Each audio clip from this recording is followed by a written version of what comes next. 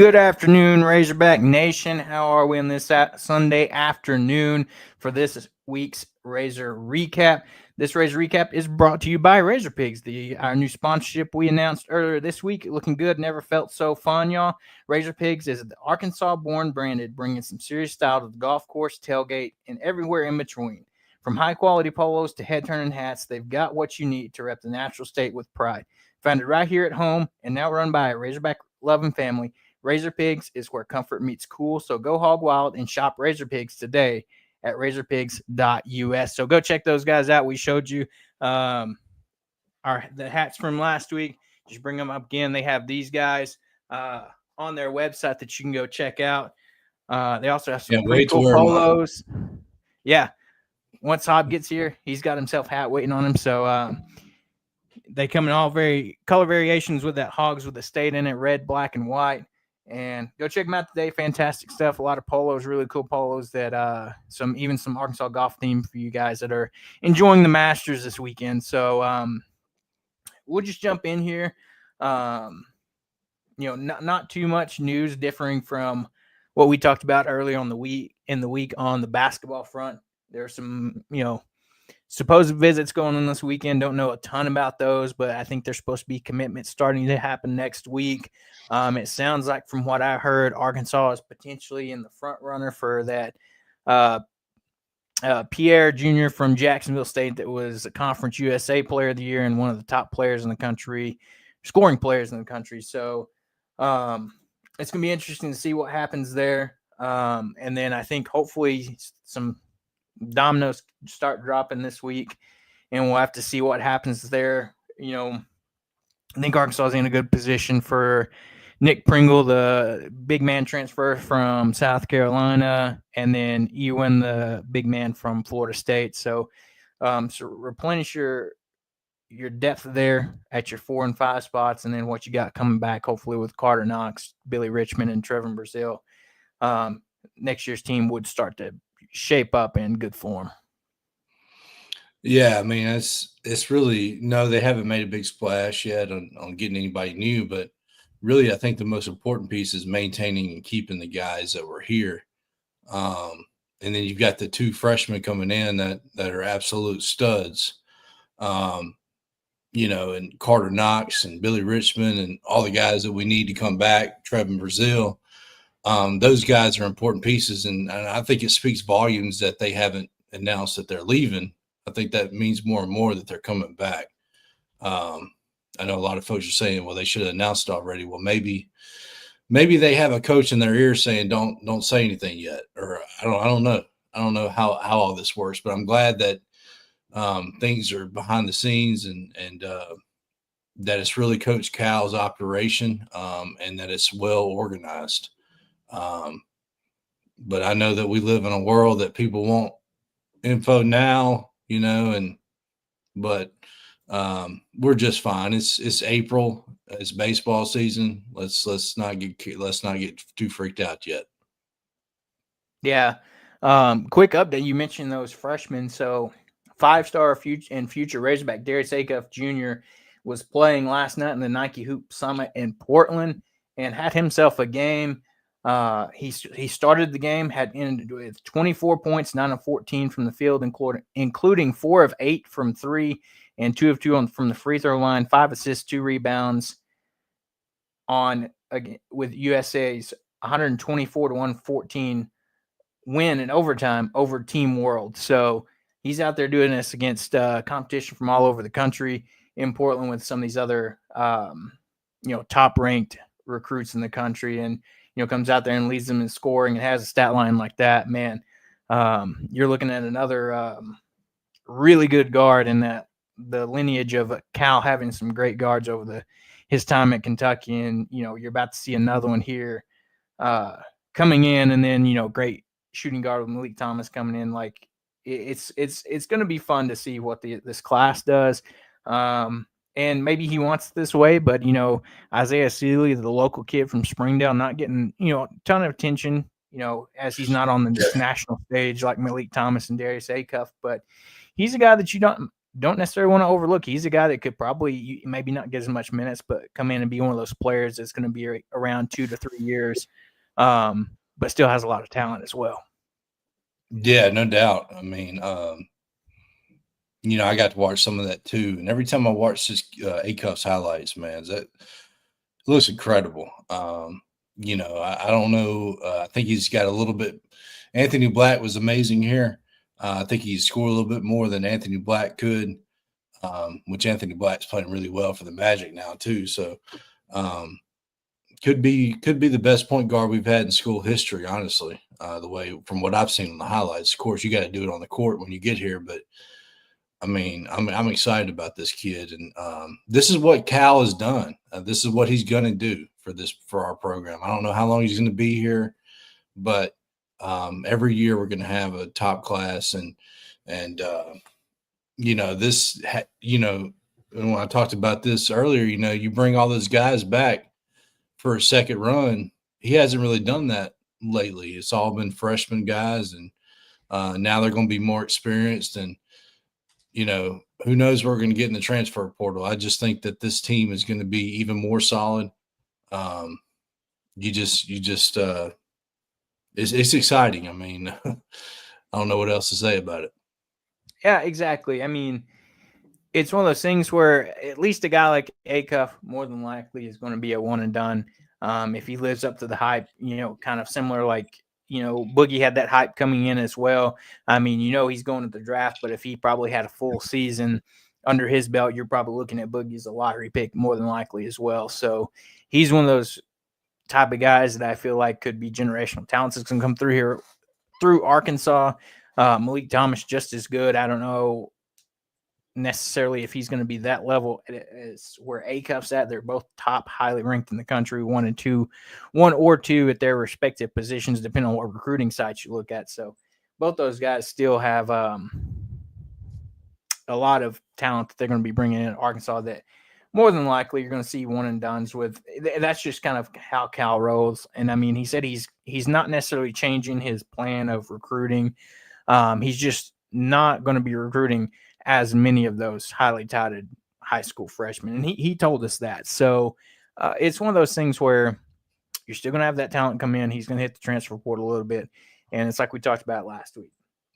Even though nothing's happened yet, more than likely there's things happening behind the scenes that we have no clue that's happening. But when kind of the first shoe drops, everybody's going to sit back and be like, oh, okay.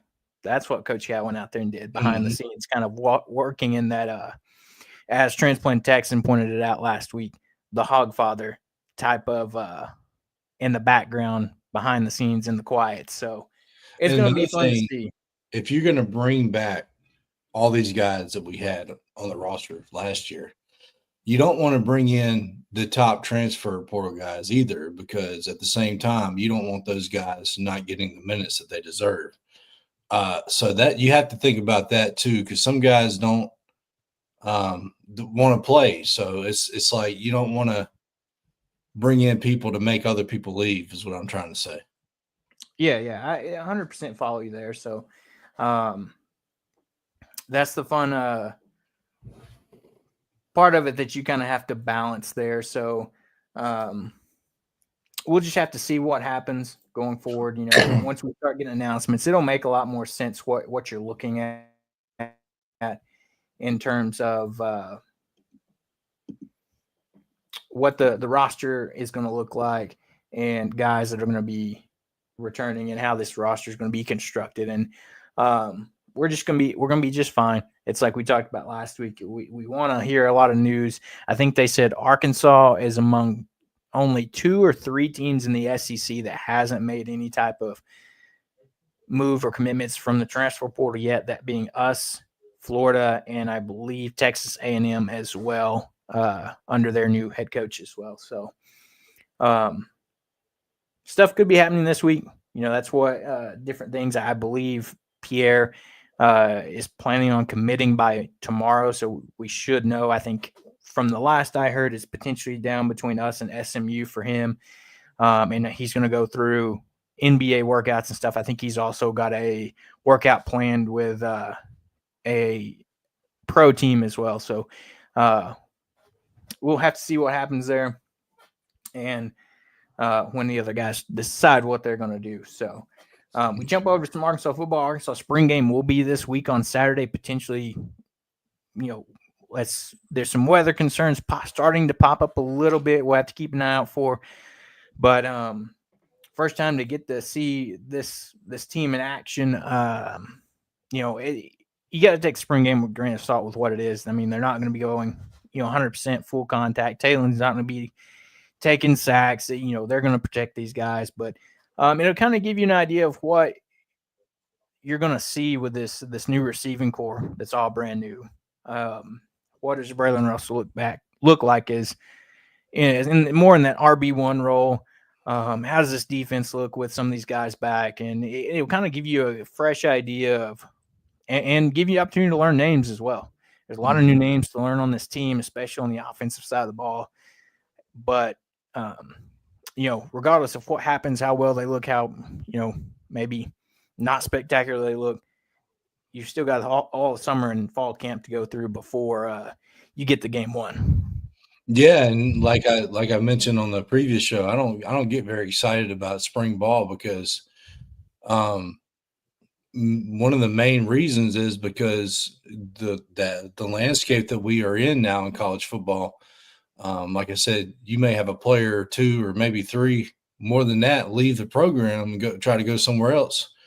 Like prime example, what's going on in Tennessee? The starting quarterback asked for this boatload of money, and they're like, "No, we're not giving that to you. Like goodbye." So, our quarterback's not going to do that. Not from what I've heard from our coaching staff, the type of person he is. I don't see that ever happening. But and our quarterback's better than that quarterback that was at Tennessee. So, yeah, it's just the landscape college football is in. It's hard for me to get excited in April. But yeah, like you mentioned, good way to learn players' names. I think I watched a little bit of Trey Biddy the other day on YouTube. The other day, as last night. I think he's mentioned that Braylon Russell sprained his knee, so looks like he's probably out for the rest of spring. Yeah. Things like that, you're going to be careful. But I'm glad you brought that up because if you weren't, I was going to about the whole situation with Tennessee and Nico and everything going about that's just an insane. But, it's like I've seen a lot of people saying, props to Tennessee for, not just caving in or giving in. And it's like their coach said, nobody's bigger than the program as a whole. He said, even myself. And so, that's big. And that kind of, I think, sets a tone for, these type of situations in college football. I saw a clip yesterday afternoon, even from Cristobal from Miami. He said, if you kind of have that idea, he said you can probably go ahead and start figuring out. You can go ahead and get out. So you said Miami's coach said that. So this is the same coach that his quarterback decided to just break a record and then sit for the rest of the game last year. That's the same. Yeah. That same program. Okay. Yeah. So I think that's going to be interesting to see what precedent that sets, though, because, Well, it reminds me. I know you're probably collecting a thought here. You can go ahead with that thought. I don't mean to cut you off, but it reminds me of the movie Moneyball, where Brad Pitt is sitting there saying, if we win the World Series, the last game of the year, we'll change the game. And it reminds me of this situation where they're trying to get a grip on how they should manage NIL, because the NCAA is not going to do anything about it because they've been garbage their whole existence. But it reminds me that if all these teams step up and say, hey, we're not giving you $8 million, which I don't know if that's going to be the case because rumor is Oregon and Ohio State have offered him that amount. So I don't know. I think he was asking for 4. 4? Okay. Well, that's still a lot of money for a guy that couldn't even beat He was already making like 2, I think is what they said. 2. So he wanted to double. Okay. That's ridiculous. But anyway, it just if other teams will actually step up and say, hey, we're not doing that, then maybe it will not start a trend. But if there is a team that pays him that money, then it could start a trend, unfortunately. Yeah. And it's one of those things too. It's like you said, I think you're setting a precedent for college football saying, hey, we get you're getting paid. You're it's getting closer to the professional level, but we're also you're still part of a school, part of a program. Um, and I think that just, also sets the tone for the locker room too, saying, hey, yeah, he's our starting quarterback, but that doesn't mean he's um, more important than anybody else thinking he can just quickly renegotiate his NIL deal. And, even on top of that, it's like I was telling one of my buddies yesterday, I said, I could understand it maybe a little bit more if, say, he led Tennessee to the national championship game. Yes, No, they he made the led them to playoff. get their butt whipped by Ohio State in the playoff game. That's what he led them Right. to. And he led them to Arkansas beat them too. Right. But And I even looked up their stats comparatively. You look at Taylor Green's stats compared to Nico's, he blows threw them for out of the more water. yards Yeah. and honestly had a better statistical season than what he did. Mm-hmm. And you don't see Taylor being like, "Oh, give me $4 million or I'm walking." And No. so Now, it's another thing is like the college sports, you mentioned that it's pretty much becoming NFL basically. The difference between the locker rooms in the NFL and college is those guys in the locker room in the NFL have already made it to professional football. Half, if not maybe 80% of the locker room in college is not going to get to professional ball. And that's where it becomes a problem where you've got offensive linemen, defensive linemen, whatever position that are never going to get to play pro ball, and seeing a player on their team act like that, they ain't gonna have no respect for that kid. So this is where it gets the issue of, I'm glad, hats off to Tennessee for doing that. I still can't stand them as a college, but a little bit of respect there for them standing up. not to mention that probably gives some of these NFL GMs something to think about too. And like if he's doing this in college, what is that going to do whenever I draft him or whatever? So Mm-hmm.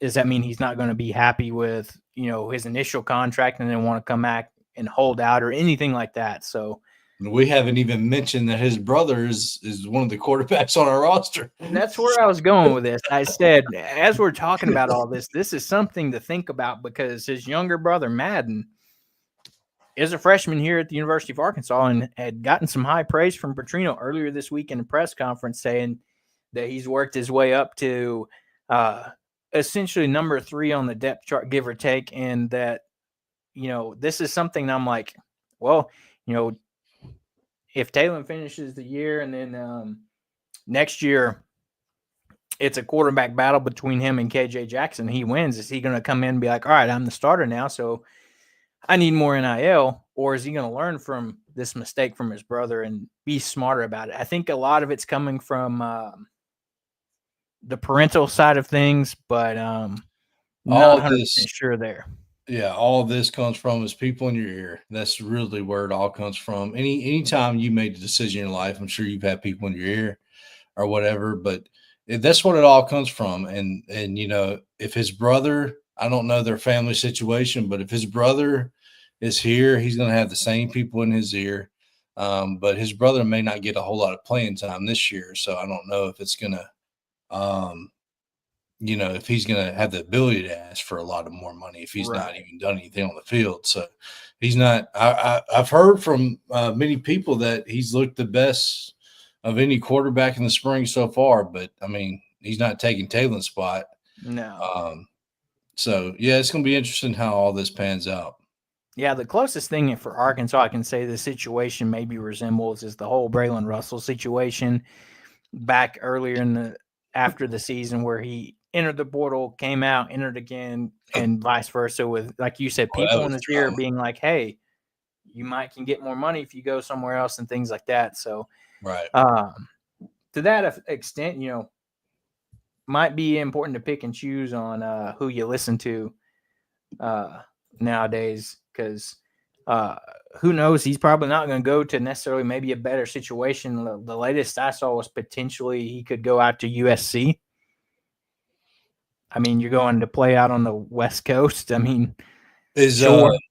Does USC still have that same? I'm trying to remember. I'm having a baseball season, so I'm trying to remember who the coach is out there. Is it still the same guy that coached? Yes, Lincoln Riley. Okay, so that would make sense if that is rumored. So that would make sense. It's interesting too that you mentioned Oregon earlier too, because there were some things flying around that apparently Dan Lanning was Oregon's head coach, was the one that had kind of tipped off Josh Heupel at Tennessee that Nico was kind of potentially shopping around a little bit, or his representatives on, hey, would you be interested? Like, what would you give us, type of thing, which could have started all this as well. And because I think they said that came out Thursday, and then Friday was the announcement that he had left the team. So, and then yesterday they had their spring game. So quite a turn of events within the past, 72 hours for Tennessee. And that's the whole problem with college football right now is you can't do that in the NFL. You can't just say, hey, can you give me a contract worth more money?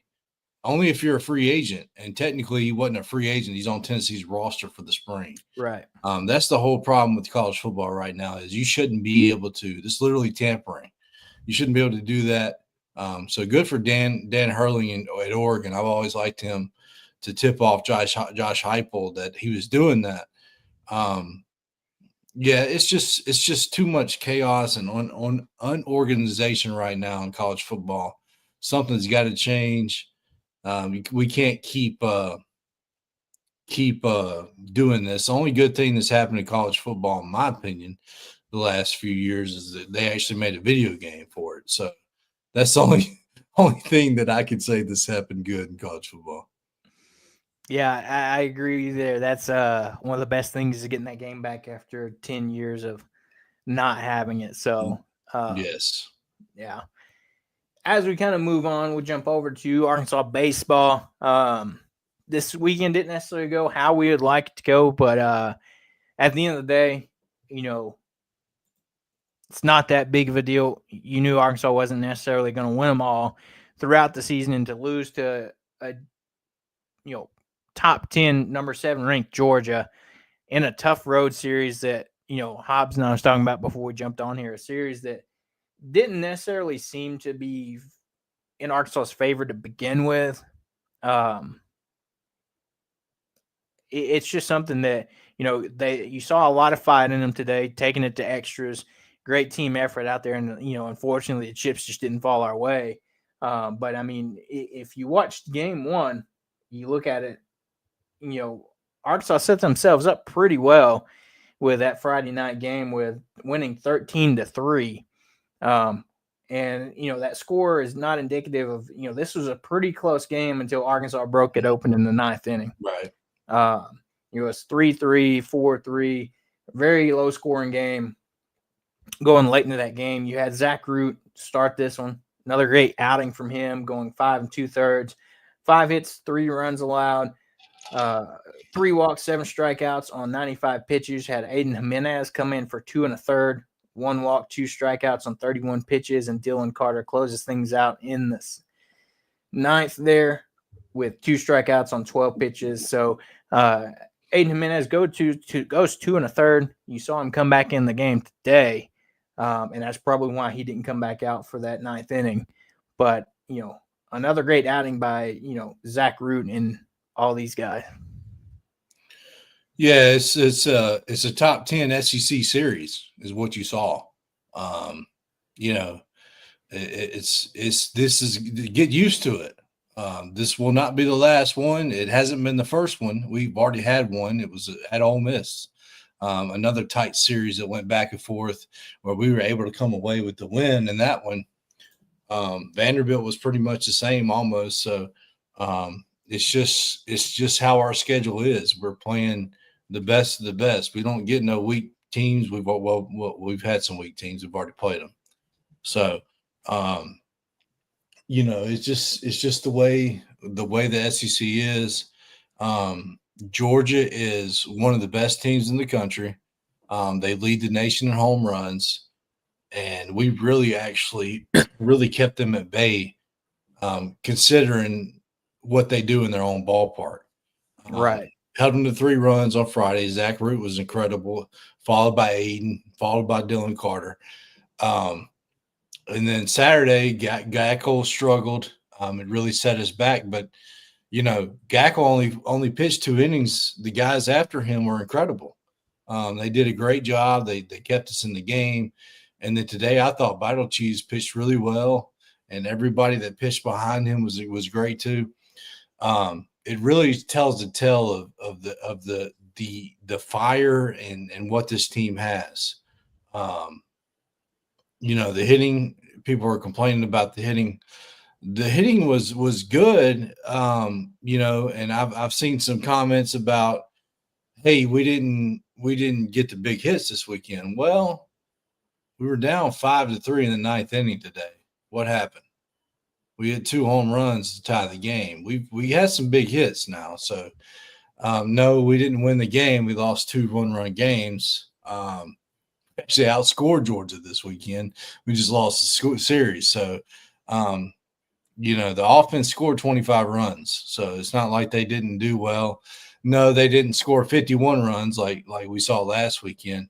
You're not going to do that against SEC teams, and we're not going to forget that Georgia does have a pretty good head coach that is great with pitchers. So, it didn't turn out our way, and I keep hearing, oh, we didn't hit a guy that had a 6-run ERA. We didn't hit a guy that had a 7-run ERA.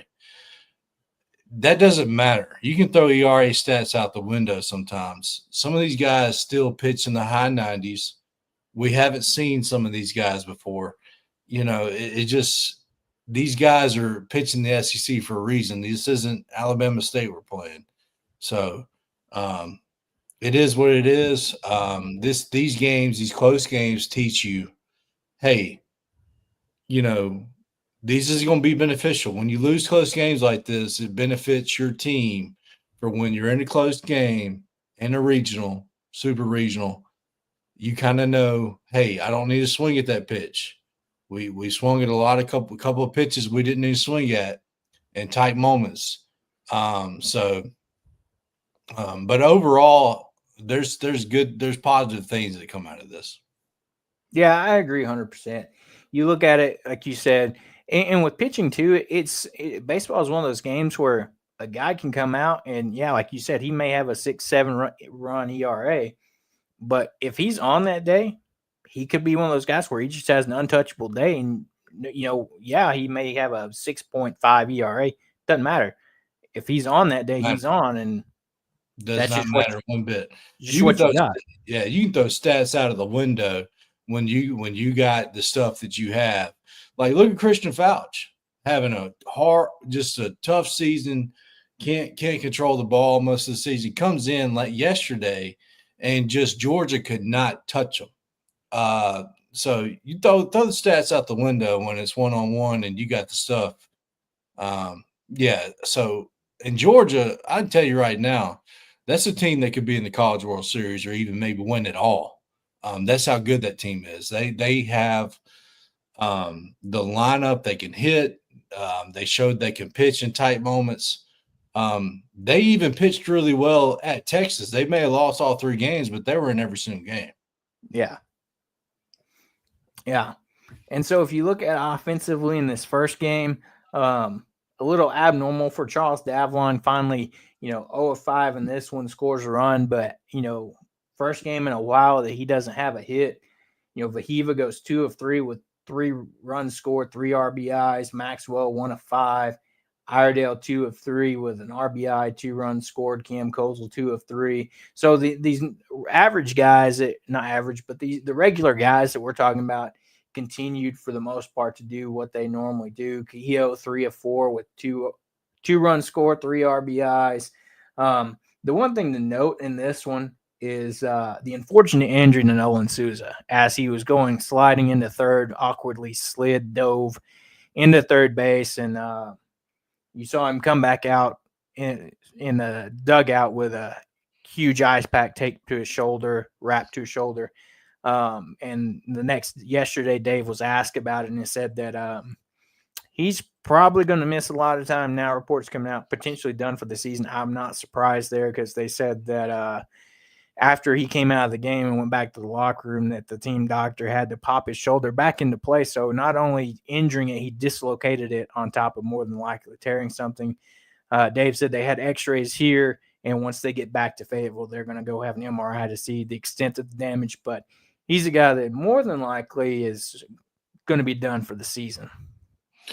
Yeah, I mean, anytime your arm's in a sling, it's going to take at least several months to heal that. And we only probably have about 2 months left of baseball because the College World Series is in June and we're in April. So, yeah, I mean, it's unfortunate because he was really starting to hit the ball pretty well. I mean, the last plate appearance he hit the ball off the top of the wall. So it's very unfortunate because I've been a fan of Souza, and I've been waiting for that click.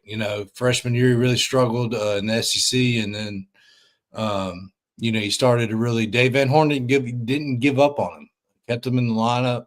He struggled to start this year, but he had really started to hit the ball a lot better. Lately, his average was up to 250 when he was hitting below 100 to start the year. So that just speaks to how well he had started to hit the ball. But it's a tough injury, and once a man falls down, the next man is up, and there's a guy named Gabe Frazier that it's his time. It's his turn. It's his time to show what he's got. And Dave Van Horn told the kid, "Hey, you're one injury away from playing every day," and that's what happened. And unfortunately, that's how he's playing. But I will say that we can't take any more injuries in the infield. We can't. There's not really very much depth there now that Souza has gone down. Right. Yeah. Big for Frazier coming into that game, goes 1-for-1 with a run scored and RBI. It comes in with a clutch hit as soon as he comes in the game. Yeah. Big time from him. Talk about that for a second. Like that at bat, his first at bat when Souza went down. We were tied game. I think he's tied game in the 7th. And, he comes up to bat, and I think he got 2 straight strike calls on check swings that he didn't go around on at all. Did not swing the bat. First base umpire saying, yeah, he swung, which there was a lot of those in this series, but we'll get to that. And then, he looks at the dugout and tells him, hey, it's all good. It's all good. And then rips the next pitch in the gap for a triple. Just amazing. Yeah. I mean, and this is a guy, think about it. He knows how to hit the ball because just a couple weeks ago, he hit a grand slam here in a midweek game. So, he's got some power. He knows how to hit the ball. It's just acclimating now to being in a starting role. So it's going to be and he made some really good plays in the field this weekend. Turned a double play today. I mean, he's looking good, and I always think about the Twitter comment I saw one time about shaky defense at third base when he was pronouncing the lineup. I'm like, you have no idea about this kid, but you're about to find out. Exactly, 100%. And so, going forward, we'll see him holding up second base. It's going to be interesting to see if now with him, usually he was the guy that might get some playing time midweek. So now it'll be interesting to see what those midweek games look like, since he's going to essentially now your full-time second base starter, his job to lose. Yeah, that's the only thing about the unfortunate thing is, the lineup for midweeks luckily we don't have many midweek games left, which, you already know how I feel about those. Because this team really needs some rest. They've been playing a lot of tight games lately. I hate midweek games this late in the year. Guys need some rest. Now it's like you can't give them rest because there's nobody to play in the infield. there's only one guy you can give rest. You can move Cozell to second and give, play Anderson or dang, Big Country. I forgot his name. Robinette. You can play him at first base in the midweek game. Or you can move Frazier to third. You only give one guy off now, unfortunately, with the injury. So, it's going to be interesting to see what that lineup looks Tuesday. But it'll probably be. I don't know who's going to give off. I think Iredell needs a day off. We'll get to him in a minute, but looks like so. We've got 4 midweeks left. You got one this week on Tuesday as Arkansas takes on UAPB here, and then you got 2 the next week after the A&M series against Little Rock, a Tuesday, Wednesday 2-game midweek series, and then you have a road trip to Florida. And once you get back from Florida, you play at Missouri State for the final midweek of the season. Yeah, see, no, we just need the midweek games. I can't, because we've got too many injuries with our arms right now too. With Gage Wood trying to get back, you got Park Cool out. Just let us rest up to the weekend, but because I know it's about playing young guys, but those young guys are in our lineup now because of injuries. Yeah.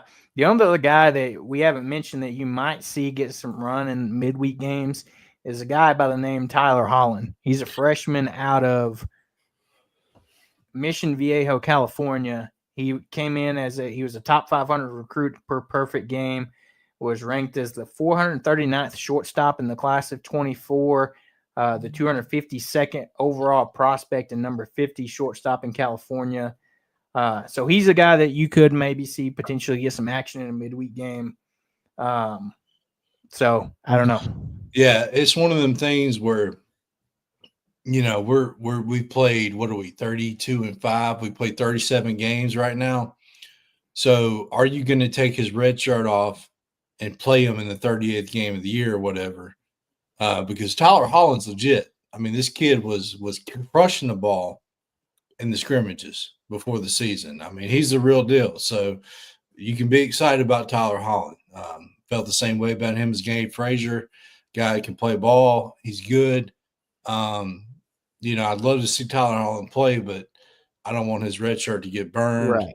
And all that stuff. So I don't know if it would, but like I said, we talked about this before the show. Those rules are kind of they're a lot to read, and Dave even mentioned he gets confused on the rules on those, but it'd be cool to see Tyler play, but if you could just play him in the minimum games where he could maintain his red shirt, right. And whether that be he gets action in the 4 remaining midweeks and that's it, unless you absolutely have to have him for some other reason. But maybe that's something. But Dave will get that all figured out. He's got a couple days as the team gets back and before we're back in action on Tuesday night versus UAPB. So jumping over to game 2. Last night, Arkansas falls 7-6. Gackle starts this one. We talked about it a little bit earlier. Is he only goes 2 innings this game, gives up 6 hits, 5 runs, 1 walk, 2 strikeouts on 56 pitches. So they score 7. He gives up 5 of them in the first 2 innings. So our bullpen did a great job limiting the damage after he comes out. Ben Bybee, 3 1/3, 5 hits allowed, 2 runs scored. 5 strikeouts on 44 pitches. Christian Fauci, guy that we just hinted about, has really struggled all season up until his last couple of outings. He came out, he got some action in a midweek game, and then came in and went an inning and 2/3 in this game. No hits, no runs, 1 walk, 5 strikeouts on 31 pitches for Christian Fauci, and Cole Gibbler closed things out in the last 9th inning, going the final inning, allowing 1 hit, 3 strikeouts for him on 15 pitches. So, great to see that both those guys, Cole Gibbler, like we've talked about, it's going to be a guy that's going to be counted on late, down the stretch here, especially now with, some rotation question marks and things of that nature. You saw him play yesterday and play today. So, I think he's slowly gaining Dave's trust, and these SEC midweek games. He's looked great in the midweeks, and has had great outings in these SEC series. And it's great to see Christian Fouch finally, having some good run after really struggling up until this point. The past couple outings, having some decent outings. Maybe he's building some confidence there because he's going to be a guy that we're going to need to be able to count on him late in the season. Yeah, listen, I've talked about this forever now. Cole Gibbler is legit. This kid can pitch. He is phenomenal. And when he's on, you can't hit him. And, you talked about he pitched yesterday. He looked great. And then today he looked good again. And then the last batter, who has had 3 hits against lefties all year long, hitting 100 off of lefties. He fell behind on them, and he just got a good hit, and it went out of the ballpark. That's just what happens. It happens. But you did. The thing is you didn't want to walk that guy because the guy on deck is pretty good. Their leadoff hitter. So it happens. Our 9-hole hitter could do the same thing, but Gibbler is a good learning curve. Don't get behind when you're facing a 9-hole hitter next time. Which that slider he's got reminds me a lot of Kevin Kopp's. This kid is really good. I'm really glad that he came to Arkansas and didn't go to the draft and go professionally, because he's only going to get better and better. And I'm glad that he's getting a chance to play in the SEC because he's that good. You look at our bullpen, Jimenez, after him, the 2 best pitchers we got are freshmen. So those kids are only going to get better. And I'm glad to see Wiggins too, which we'll talk about game 3 in a minute, get a chance to pitch. I want to see him more. I really do. The kid is electric.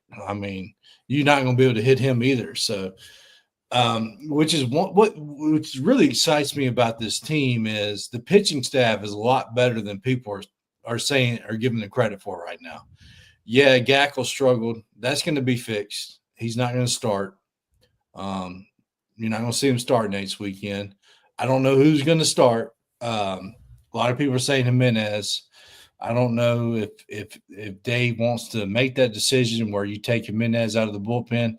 That's what I was about to say. Are you willing to give up an asset out of the bullpen? That's what I'm saying. You got to pitch him twice this weekend, which he kept you in the game today as well with how he pitched as well. So, yeah, he gave up the 2-out double in the gap that tied the game in the 11th inning. But other than that, they didn't hit him at all when he pitched. So, do you take that out of his hands? Do you let Gage Wood start the game on the pitch count?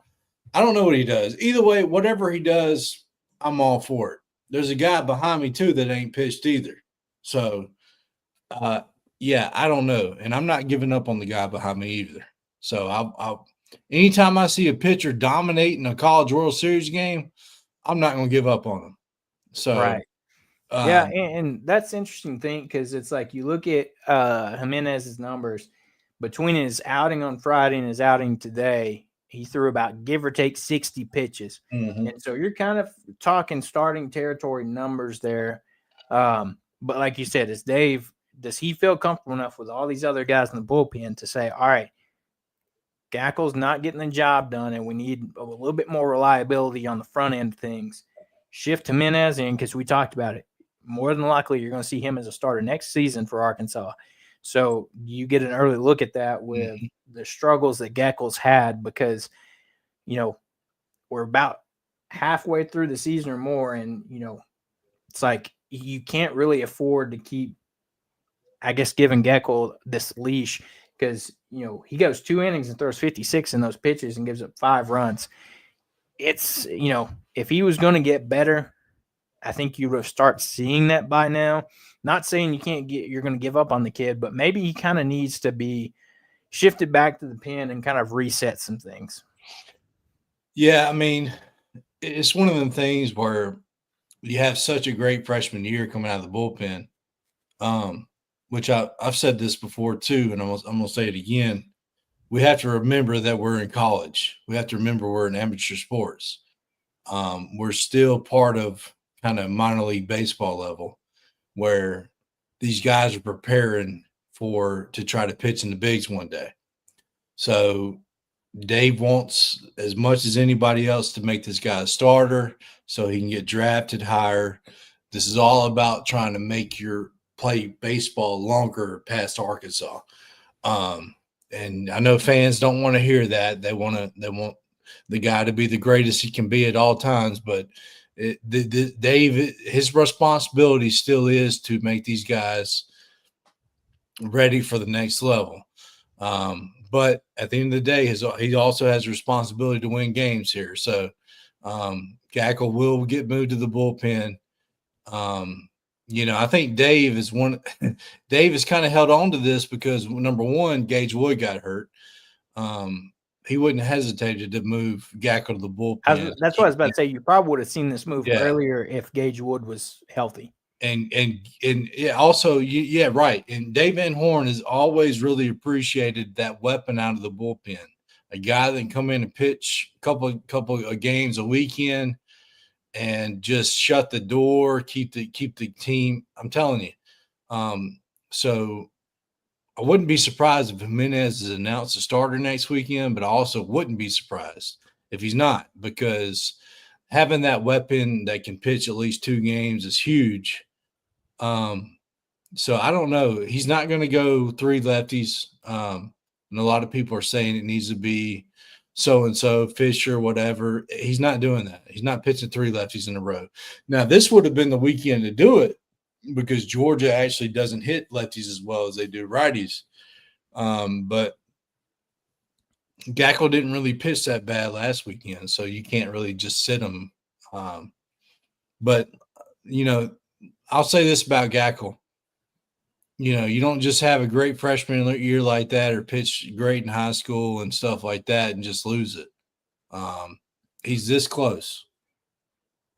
Maybe a reset, going to the bullpen, changing the mindset a little bit. Maybe taking the pressure off. That's what I'm saying. So, that may be the thing that changes everything, and we'll see. We'll see what happens. But this pitching staff is still loaded. And I was very impressed that they only gave up 17 runs to that offense at Georgia, that ballpark, that ball carries. They have a short field and right field. I was about to say, especially that right field line, it only goes 314. That's what I'm saying. And a little disappointing for me that some of our lefties didn't hit the ball as well as they're capable of this weekend. But that had a lot to do with the umpires' strike zone being very inconsistent, and we were chasing pitches. I will say that we were chasing pitches that we normally don't. But at the same time, the offense has scored 6 or more runs in every SEC game this year. That's still pretty daggum good. Yeah. This could be out of left field, and I don't know if Dave would do it. And we've talked about how good he's been. Do you think he could roll the dice and give Cole Gibbler a chance to start? Well, with him being a lefty, I don't know, because you're not going to take Root or Bottle Cheese out of the rotation. You don't want to go like you said. I will tell you this: you're not going 3 lefties. I will tell you this: this is a possibility. You could see Wiggins start. That's a possibility. Because I'm thinking of right-handers. I'm thinking Dylan Carter. I'm thinking Wiggins. I'm thinking McIntyre, Gage Wood, who's obviously on a pitch count. I'm thinking guys that are righties out of the bullpen. Tate McGuire's come a midweek guy. I don't know. It could be Wiggins. I would love to see have a little bit more faith in Will McIntyre. I know he struggled sometimes, but what about and then maybe Ben Bybee? Hey, look, let me tell you something about Bobby. I mean, I've been impressed. The kid has grown tremendously. He's pitched in midweek games for years now, and the way he's looked in the SEC has looked pretty good. Strike thrower. I wouldn't be mad about that. You could see that. You really could. So it's interesting what's going to happen next weekend. It really is. And I'm going to be live there, so I'm glad I'm going to be part of the drama and all up in it. Yeah. Looking offensively yesterday, Charles Davalon goes 1 of 5, scores a run. Vahiva 1 of 4, scores a run. Logan Maxwell 1 of 4 with an RBI. Iredale goes 0 of 5. Kozel 2 of 4 with 2 runs scored. Cahillo 2 of 4, 1 run scored, 2 RBIs. Gabe Brazier 2 of 3 with an RBI, so had a decent game yesterday. An interesting thing that happened, this week and yesterday's game into this game is you saw Justin Thomas get pulled out of the game after going 0 for 1. Carson Bowles comes in and pitch hits and takes over left field. Davalon shifts to center. Bowles goes 1 for 3. So not as big numbers as what we've seen, but, Arkansas still, like you said, still puts up 6 runs, haven't scored less than 6 in any SEC game. I think that's the big thing to take a look at this is I wonder if it was – I'm trying to think the idea behind replacing Thomas with Bowles for a majority of yesterday's game and today's game. You saw Diggs get the start too. So I think it had a lot to do with, number one, Thomas is playing his former team. There was several at-bats that he had, and trust me when I say this, I'm not talking bad about Thomas. Him and his father both follow me on X, and I love the kid to death. Think very highly of him, but he had some at-bats where he struggled. Didn't pitches down the middle. He's not swinging at it. I think Dave saw that, Nate saw that, and said, hey, and when you saw – when he got pulled in game 2, it's 1st and 3rd with 1 out, and you got a guy on the bench, Carson Bowles, and Dave even mentioned this in an interview. Hey, he told Carson, hey, if this situation comes up, you're hitting. And you're playing Georgia, like you gotta keep up with them. You're gonna have to score. So he went to the guy that was hitting 400 on the bench. I don't blame him. I would have done the same thing. Unfortunately, Carson didn't have the weekend that he's been having. And then you saw, very surprising to me today, was Diggs being in the lineup. I didn't see that coming. I didn't know if it had to do with something with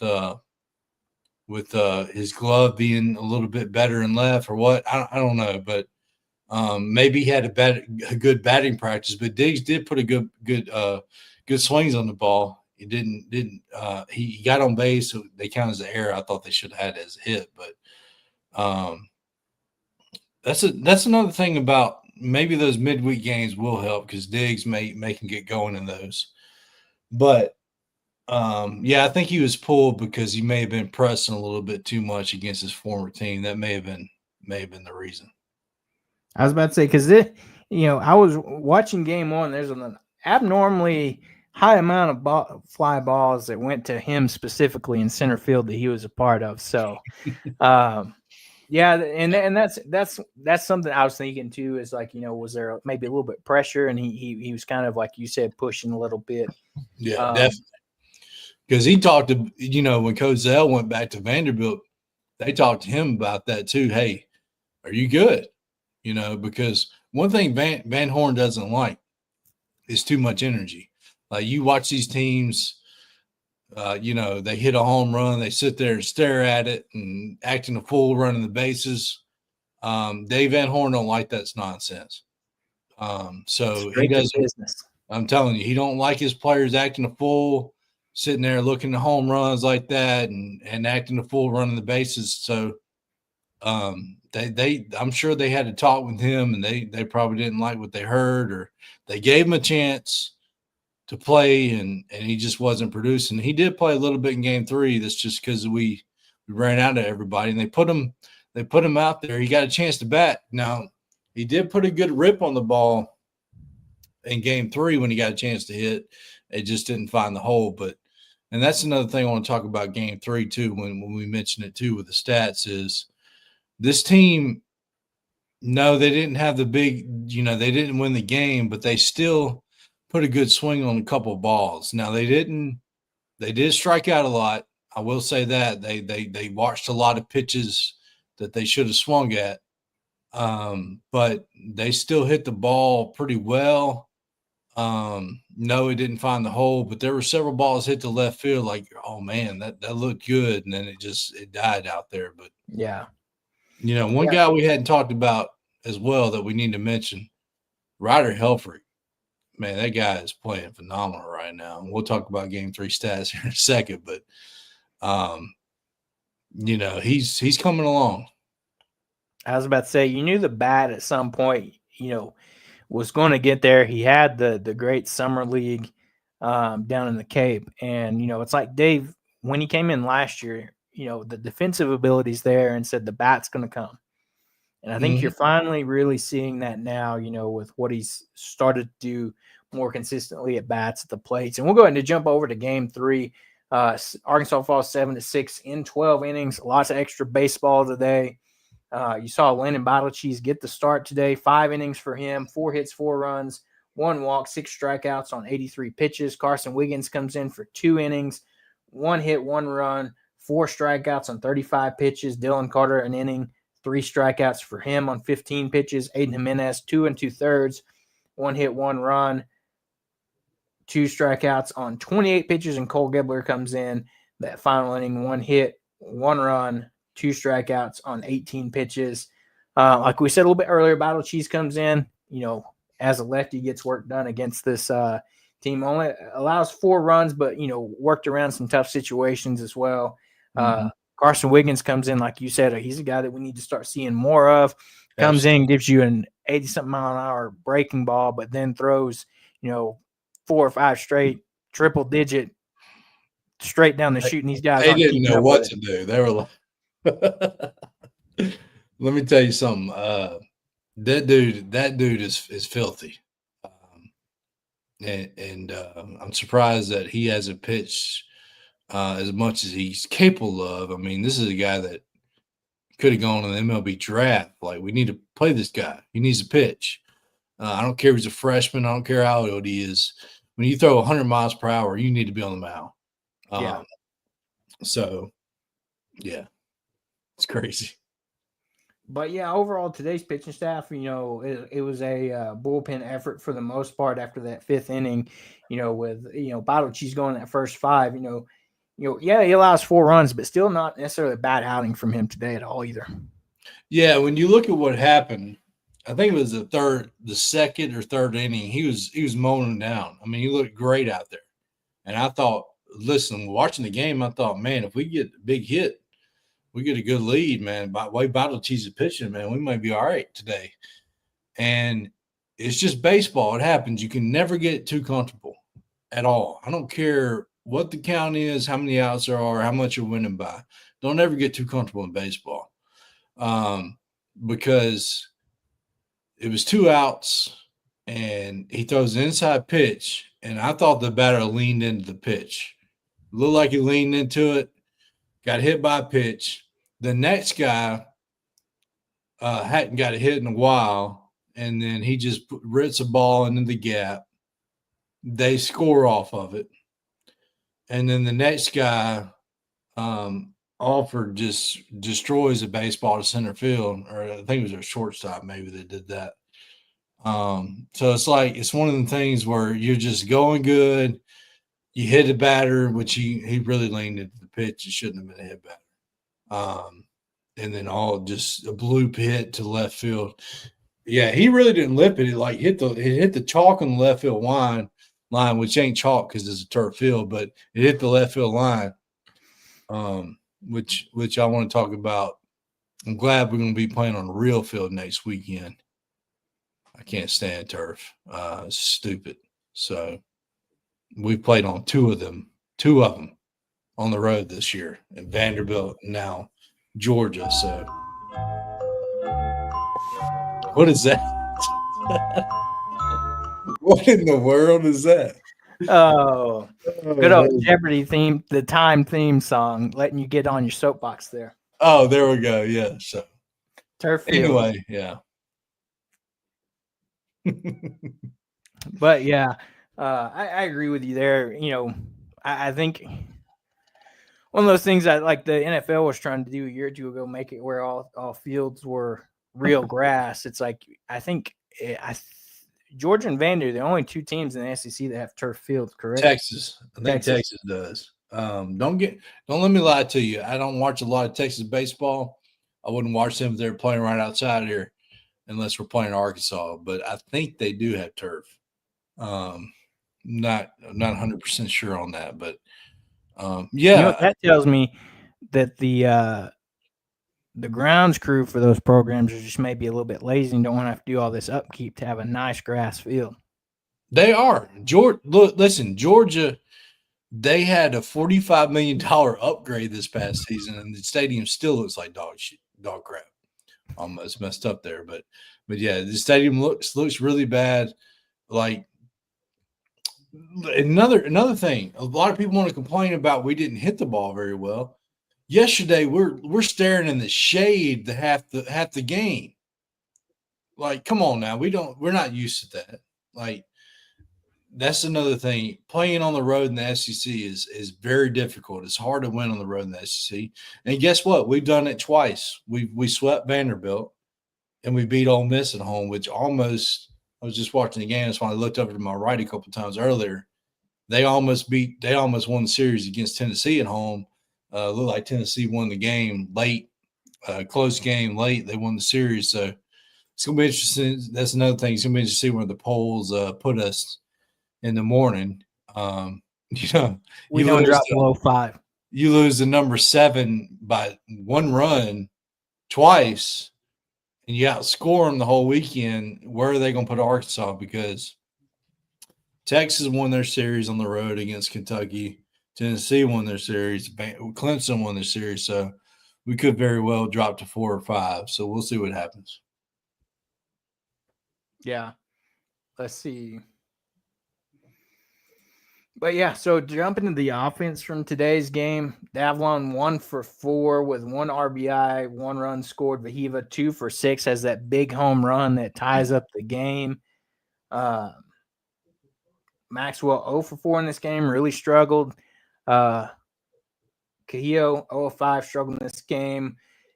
Kim Kozel 1 of 6, Iredale 0 of 5. Frazier 1 of 5 with a run scored. Helfrich 2 for 4 with 2 runs, 2 RBIs. We just hinted at it. What a great series he had as an individual from an offensive perspective, with really seeing the ball well, hitting the ball well. And then you saw Kendall Diggs get 2 at bats, 0 of 2, reached once on like we said, that error there, and then Carson Bowles comes in, goes 0 of 2, but scores a run. It was interesting to see today. You saw two catcher interferences called. Yeah. Well, that catcher for Georgia, that was only his 3rd start of the year, so I don't know really what was going on with that. You normally don't start. Yeah, you normally don't start a catcher 3rd game, his only 3rd game in a rubber match against the number 1 team in the country. But I think it had a lot to do with the 2 catchers they have don't hit lefties very well. Ironically, one of their catchers hit a walk-off home run today against a lefty. That's baseball for you. Right. You can throw the stats out the window, like I've talked about several times. Sometimes when it's just one-on-one, who's going to win? So, yeah, it's interesting. The offense, Maxwell. It's very uncharacteristic what I saw from him today. This is a guy that's always produced, and he swung. He just didn't look like he saw the ball very well today. I still have faith in him. I don't think it's his hamstring hurting him because he's still swinging the bat, but I don't know. I don't know what it was. There was a situation in the game where there was 1 out. I think it was 2nd and 3rd, and it was a 2-1 count, and he swung at 2 pitches way outside the zone, and it's like you don't really see that from him very often. This is a guy that hasn't struck out a whole lot in his career. So maybe he learns from that. I don't know, but you don't normally see that from a guy that's been around for that long, and so hopefully it was just a one-off thing. But I've been a big Maxwell fan. Yeah, you're not going to see many games where you're going to see him going 0-4. Same thing with Brent Iredale. It's a matter of time. Baseball's up and down. You're going to see guys go through streaks of, like Kehio had earlier in the season where he was just hitting everything that came his way, and he kind of came back to earth.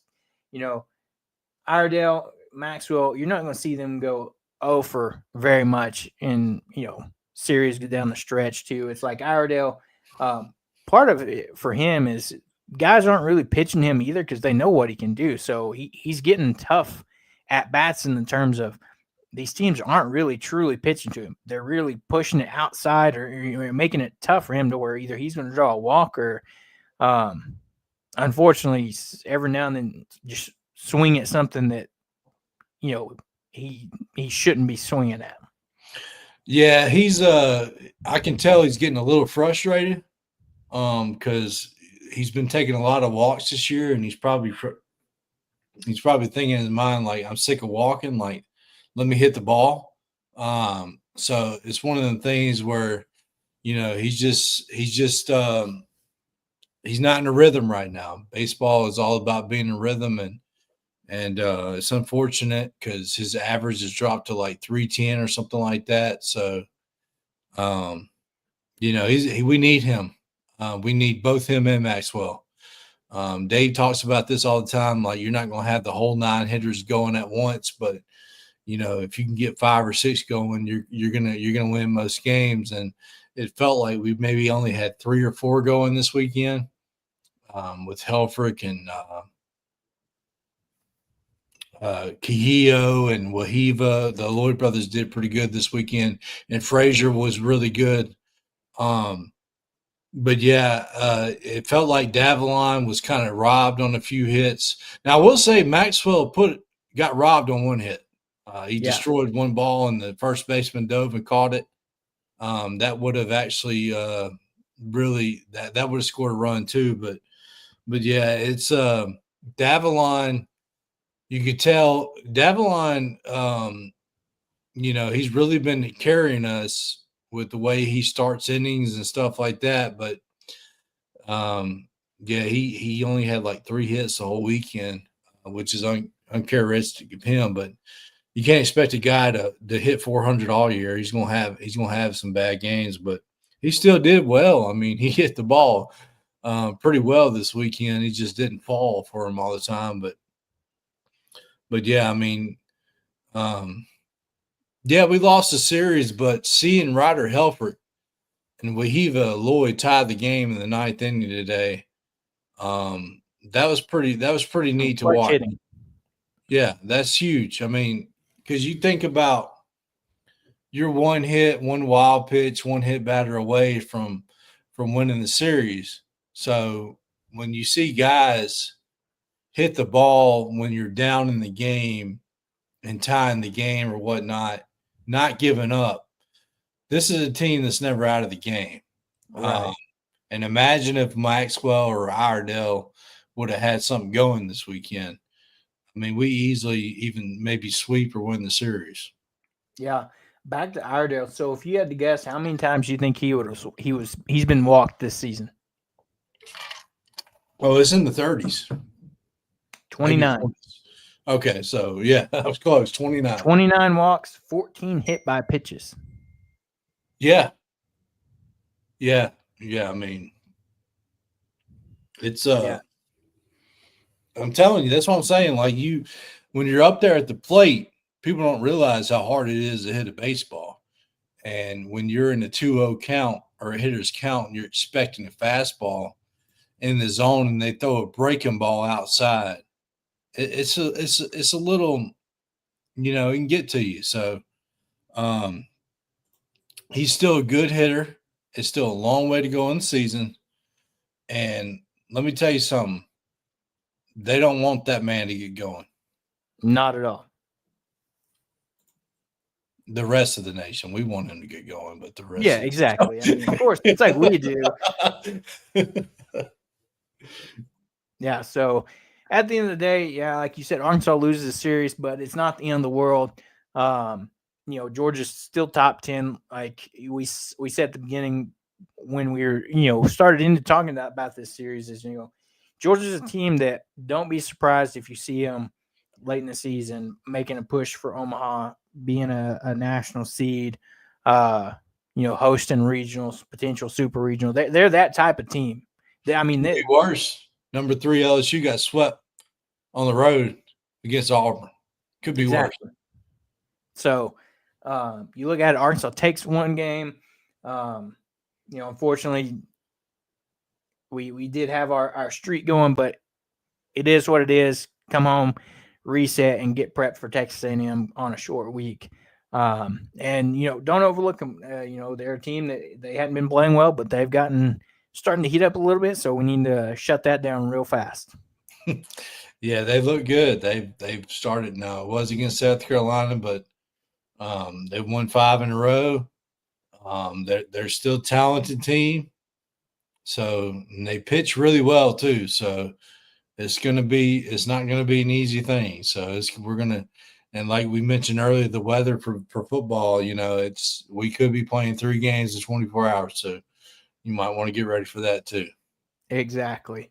So, looking at it, some other scores around the league. Ole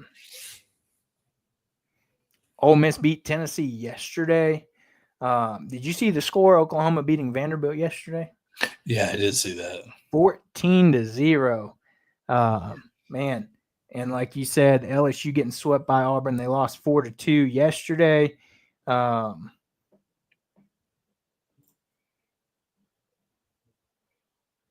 Lost 3-2 today, and then on Friday night, losing 8-4. So I mean, it can happen to anybody. Alabama losing the series to Mississippi State this weekend. So I mean, the only thing that sucks that come out of this weekend is that Texas is on top of the SEC right now. Yeah, it is what it is. I mean, when you get a weak schedule like they have, it can happen. So it is what it is. They can have all their joy and wonderful moments right now, but when they come to Fayetteville, they'll learn. Exactly. That's the mentality. They're going to have to learn what this SEC baseball is all about once they come to Fayetteville. So we'll jump over to some Arkansas softball real quick as they secured themselves another top 25 SEC series win as they took on number 10 South Carolina this weekend. Got 2 of 3. And they also did a big kind of like senior day type event where on Saturday, as Bri Ellis, the force that she's been for this Arkansas team. She is a senior this year, and she had a heck of a game this weekend as well, or a series, as Arkansas, like I said, took 2 out of 3, winning 10-2 on Friday. As Robin Herring got the start for Arkansas, 6 innings pitched for her, 111 pitches. She had allowed 3 hits, 2 runs, 4 walks, 9 strikeouts, has a 2.12 ERA. On the offensive side of things, Bri Ellis, she's not really getting pitched to. On Friday, she was walked through all 3 at bats. It's crazy. And so, I mean, to do the damage she's done, I mean, it's almost like a similar situation like we talked about with Iredale.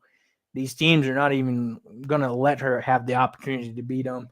But fortunate enough, we had a freshman named Ella McDowell that went 2 of 4 with 2 runs scored and 5 RBIs. So that helps when you can just have somebody else step up and put the runs up for you. So going down and looking at it, Reagan Johnson, 1 of 2 with 3 runs scored, 2 walks for her. Reagan Kramer, 0 for 3 with a run scored and a walk. Bri Ellis, like we said, 1 run scored, 3 walks for her. Kaylee Wyckoff, 1 of 3 with an RBI and a walk. 2 for 4 for Courtney Day with 3 RBIs. Up and down this lineup, when you have a situation where Bri Ellis isn't getting pitched to, you got somebody else stepping up to hit the ball. So Arkansas got the win 10-2 in 6 innings here.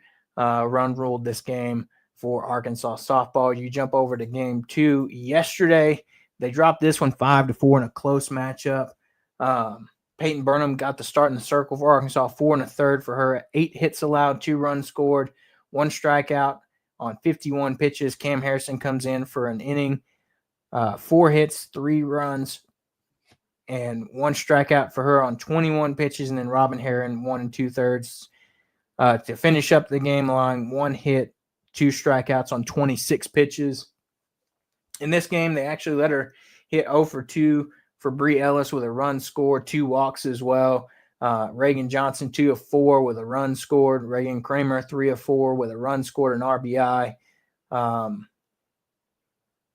Kennedy Miller, 1 of 2 with a run scored. So, unfortunately, not Arkansas's day in this one. But then you jump over to today's game where they got things done 5-4. And you had Robin Aaron get the start today. She went all 7 innings, allowed 7 hits, 4 runs, 3 walks, 7 strikeouts on 122 pitches today. So, 2 games of 100-plus pitches. That shows you the difference between as far as baseball and softball and what you can do from your pitchers and your bullpen. On the offensive side of things, you had Reagan Johnson go 3 for 4 today. Bree Ellis 0 for 4 with an RBI. Ella McDowell 2 for 4 with a run scored. And Atalia Rijo 1 of 3 with 2 RBIs, a run scored. And so this team continues to find ways to win. They've won all these series, since, like we talked about last week, since they got swept by Oklahoma, they've won 4 straight SEC series, some sweeps, some not. But the way this team has responded after that has just been finding ways to get the wins and continue to track along there. Yeah, I'm impressed by them. I mean, they played some close games this weekend too, and were able to pull them out. So huge series win. It seems like softball plays top teams every week, just like baseball. So just incredible. So glad for them, and they continue to roll. So I don't know who we got next weekend. Next weekend they will be. So you got midweek this week versus UCA in Conway, and then on the weekend series you will be playing Colorado State here at Bogle Park. So not an SEC matchup, but they've got 2 of those left. So after Colorado State, they'll go to Texas A&M and then finish up the season with LSU here at Bogle Park before heading to the SEC tournament that starts on May 6th in Athens. So I think unlike baseball, SEC, their SEC tournament rotates sites each year. Yeah, that makes sense. Yeah. It was either last year or the year before we hosted it here. So it's a lot of teams in town. Especially now with Texas, Oklahoma, you're looking at 16 there. So it's a lot. Getting all those games in is pretty insane. Mm-hmm. But that's pretty much it for us. Before we get out of here, we got to remind you next Saturday, Parkers, after the baseball game, potentially if it still happens on Saturday, come join us, 7:30 start time. If there is no baseball, if there is baseball, it'll still be 7:30 or just whenever the game's over. So get ready to come join us out there at Parkers to have a good time. Fantastic food, drinks, plenty of TVs to watch everything going on. Along with us there talking Arkansas sports. So make sure to put that on your calendar, and it's going to be a fun weekend. Not to mention that, like he said earlier, Hobbs is going to be in town to witness everything and get back to Fayetteville. So, it's been another great weekend in Arkansas sports. Unfortunately, baseball doesn't get the series, but, at the end of the day, this team can grow from this. Not the worst weekend, and time to come back home, reset, and get ready for a big series against A&M this next weekend. Well, you got anything else, Hobbs? No, I'm good. Well, we're going to get out of here. We thank everybody for tuning in, spending your Sunday afternoon talking Arkansas sports with us. Everybody have a great beginning of your week, and we'll be back on Wednesday this week. Since baseball is starting on Thursday, we're going to move our midweek show to Wednesday. So Everybody have a great Monday, and we'll see you on Wednesday to preview Texas A&M series. And until then, we'll see you and have a great beginning of the week.